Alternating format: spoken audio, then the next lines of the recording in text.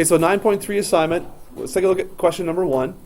It says, which of the ordered pairs are solutions to the inequality? Now remember, an ordered pair has an x and a y coordinate, and this inequality has x and has y. So we simply put the x in where you see x in the inequality, you put the y in where you see y, and you can just test them really easily like that, and test to see if the inequality is a true statement. So I'm going to put 6 in for y here, and I'm going to put 2 in for x, and I'm going to see if this is a true statement. So is 6 less than 4 plus 3? Is 6 less than 7? That is true, so 2, 6 appears to be part of the solution set. Okay? And so you go and you do that for each one. 4 and 20. Well, 20 is your y value. Is 20 less than 4 squared plus 3? Well, 20 is less than, that's 16 plus 3 is 19.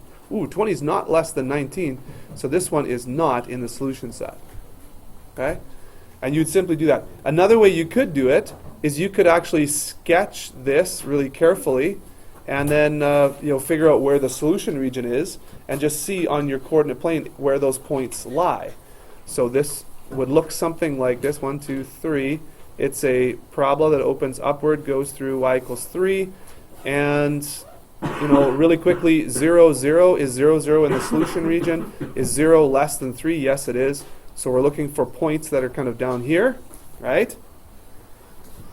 So 2, 6, 2, 6, I guess would be up here somewhere, I guess, right? And 4, 20 is up in here, so that's why it's not a solution. -1 and 3, well, that's going to be here, so that looks like it's going to be a solution. We could test that out and so on. So you could do it different ways. Compare it to the graph. If you have graphing technology on this part of the exam or whatever, you can graph that equation and just see where those points lie. Okay? And maybe I'll just show you that real quick. So if you want to know how to do that. So I'm going to graph this equation, y equals x squared plus 3. X squared plus 3. And I'm going to just graph that with the standard window. There, that's what it looks like. Okay? And so if I just test, okay, so what about 2, 6? Okay, so let's test x equals, what did I just do there? Value 2. So on this line is 7. So do you see how 6 is underneath there? So 6, as I mentioned, is right about here. So that is in the solution region. It's good to go. 420. So let's try 420. So calculate just a value there. And I'm going to put 4 in there. And on the line is 19. So 20 is above the graph. So that means it will be in here, which is not the solution region. Okay? So that's number 1. Number 2 is very similar. It's just asking you to identify which pairs are not the solution. So which one of these pairs, make this statement untrue. So number 2 is virtually the same as number 1. Okay, is anyone working on number 3 right now? Anyone at all working on number 3? Okay, some. So let me go over number 3 here. This one is a good question because you have to write an inequality describing this solution region here. Not that difficult. I'll show you how to do it. The boundary is this y equals negative x squared. And I'm going to put this as an open space because I don't know if this is going to be a less than or greater than or what yet. But this is what it's going to kind of look like. Okay? That boundary, that parabola, is going to be the boundary for the region. So I know that 0, 0 is in the solution region. So if I put 0 in for y and 0 in for x, I have to put the sign that makes this statement true because 0, 0 is in the solution region. So 0 is what compared to, well, that's 0, compared to positive 5. It is less than. And because this is a dotted line on the boundary, there is no or equal to. It's not included. So here's the inequality, y is less than negative x squared minus 4x plus 5. That's your answer there. Okay, does that make sense? Or do you have any questions about that?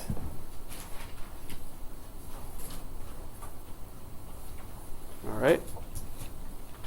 Okay. So I've got something from number 4 here as well. Graph each quadratic inequality using transformations. Now, the textbook will ask you to graph using transformations, points, and symmetry, and all that sort of stuff. It doesn't really matter to me how you graph it. You should be able to graph it without a graphing calculator, though. Okay, so don't rely on the graphing calculator to be able to graph everything. You do need to kind of know how to do this. You can use table of values. You can use your vertex and symmetry points and all that sort of stuff. So it doesn't really matter. If I was to do A, with you or for you here, I would look at this and I would say, okay, I need the boundary line, which is the equation. So I'm going to focus on that. This is clearly in vertex graphing form. So yes, this is an x squared that's been moved to the left 3 units and up 4 units, and it's also narrower than usual. That's the transformation thinking, if you want to do that. But again, I don't care how you do this. What I would do is I would say negative 3 and positive 4 is the vertex. 1, 2, 3, negative 3, and then 1, 2, 3, 4 is the vertex. So I would put the vertex there. I also know that it opens upwards. Okay, this is a positive 2. Okay? And so what that means, if you remember, if you go over 1 unit, you would go up 2 units to get the next point on the parabola. That's a easy way to interpret that A value, and that gives you another point. And of course, you go 1 unit the other way and up 2. That's always on there. Could we find out what the y-intercept is? Yep, it's going to be really large though. So, you might not be able to draw it on your diagram. So it looks something like this. You could generate one more point too if you wanted. Find out what x equals negative 1 would be. Plug that in and get an accurate drawing. Now, what we have to do though is we have to shade the proper region. So inside here or outside. And again, the best one to check out is 0, 0. See if that works or not. Because 0, 0 is really easy. So 0, this is a 0. So what's that going to be? 0 is greater than or equal to 2 times 3 squared plus 4. So if I evaluate this, that's going to be 9 times 2 is 18 plus 4 is 22. Is 0 greater than or equal to 22? No. So the solution region is going to be inside this parabola then. Okay, so you would just fill that area in. Okay? And someone can double check my work here because I don't have the answers in front of me. I'm hoping I'm doing this all right. So if you notice I'm doing something that disagrees with the back of the book solutions, let me know. Okay? But I think that should be correct. So any questions there? Okay. Okay, I'll just pause now. Do any of you have... Okay, so no emergency questions. I'll keep going here. Number 6. Graph each quadratic inequality. I'll do 6A. I think that's part of your assignment. So again, y equals x squared plus 6 minus... x squared plus x minus 6 is the boundary. So we're gonna graph that. Now, you could just do a table of values. We know that negative 6 is the intercept. You could figure out what your axis of symmetry is. If you remember to be negative b over 2a, you could do stuff like that. You could try and factor this and find out where the intercepts are. That's a good one too. So I'm going to try that. Can we factor this into 2 binomials? Well, what are 2 numbers that multiply to negative 6 and have a difference of plus 1? Or add to plus 1, and that would be what? X minus 2 times x plus 3, I guess, right? 3 minus 2 is plus 1, and negative 2 times positive 3 is negative 6. So that's this factor. That means that we're going to have x equals positive 2 and x equals negative 3 as intercepts. Okay, because that's what makes this equal to 0. Negative 3, okay. So hopefully that's all making sense to you guys. This opens upwards, so I know that I'm going to have, it's going to, open something like this, right? Now, we could find out where the vertex is. Symmetry says that 1, 2, 3, 4, we have 5 units in between these roots. So that means that the axis of symmetry is going to be exactly halfway between those points. So if I go 1, 2.5 units, that's where my axis of symmetry is going to be. My vertex is going to be down here somewhere. And we could figure out exactly where that is. You could go, it looks like a -1/2. So if you put in x equals -1/2, you could find out exactly where this vertex is. I'm going to do that real quick. So -1/2 squared minus 1/2 minus 6. So that's going to be 1/4 minus 1/2 minus 6. So that's going to be -6 1/4. So this is going to be -6 and -7. So -6.25. I think I did that correctly in my head there. Positive, minus, minus. Okay, so big deal. Is this boundary a dashed line or is it a solid line? I heard solid line, yes, because it's or equal to. So I'm going to now quickly sketch this as kind of carefully as I can, not super carefully, but So something like that. So that's a really bad parabola. Anyways, you'd make a better one than that, right? So parabola opening upwards, going through there, vertex, got it. Now, we need to shade the proper region, and of course, you can do 0, 0 as a test. I always like 0, 0.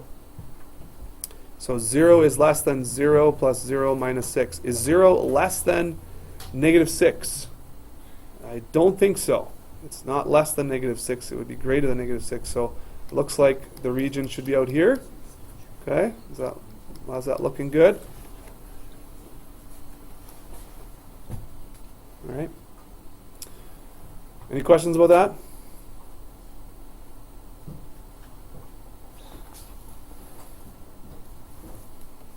All right. So let's take a look at number 8. And this one might be a trickier one because you're given a graph and asked to come up with an inequality. So what we have to do is figure out what the equation for these boundary lines are. That's the big thing. So let's see. The vertex graphing form for a quadratic, because I know what the vertex is here, and I do know what it is here. So you can use that vertex graphing form. Looks like this. Okay, where P and Q here are this is the vertex, right? P and Q are the vertex. So I'm going to have y equals a times x. Well, what's the x value for the vertex? Oh, it's just 0. So that's just x minus 0 squared, and then plus 1. Okay. So what do I do now? I'm pretty close, but I can't leave the a just as a in there. I have to find out what a is. I'm going to show you how to do that exactly. It's not a big deal, but notice here, remember if you go over 1 unit, you should, to get to the graph there, you should have to go up a units. Remember? Over 1 up a to get to the graph. So for me, I always kind of look at that. I'm like, okay, a is going to be about half. You know right away, a is going to be about a half there. Because I go over 1 from the vertex, and I go up about half. But you can't just say, oh, it's a half, because it could be 0.45 or something. You never know. So you got to figure that out. How do you do that? You take another point other than the vertex, like this one that's known, that's the point 2, 3, and you plug it in for x and y, solve for a. So that's going to be 3 equals a times 2 squared plus 1. 3 equals 4a plus 1. 2 equals 4a. A equals 2 over 4, or 1/2. Okay, so 1/2 it did end up to be correct. Okay, so now all that to get your boundary, right? So it's going to be, the boundary is y equals 1/2 x squared plus 1. So I have to now figure out what inequality sign goes there. You know, because this is a solid line, it's going to be something or equal to, right? And now you just have to figure out if it's greater than or less than. let's choose 0, 0 right here. So how does 0, 0 work in here? 0 is what compared with 0 plus 1? Right? 0, 0. So 0 is what compared to positive 1? 0 is less than? Does that look right? 0 is less than 1. So it looks like y is less than or equal to 1/2 x squared plus 1.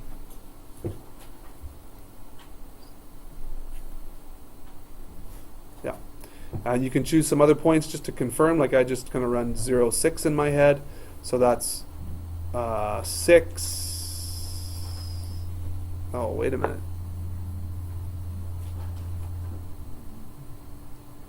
Something doesn't look quite right here. 0, 1. My bad. No one caught this. But 0, 0 is not inside the solution region, right? So this is not the sign we use. 0 should be greater than 1 because 0, 0 is not in the solution region.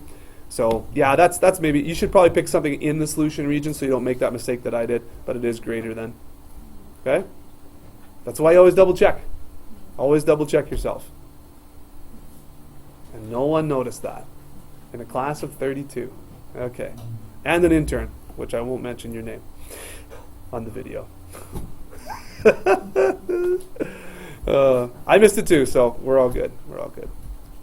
Half of you are sleeping. Is everyone awake?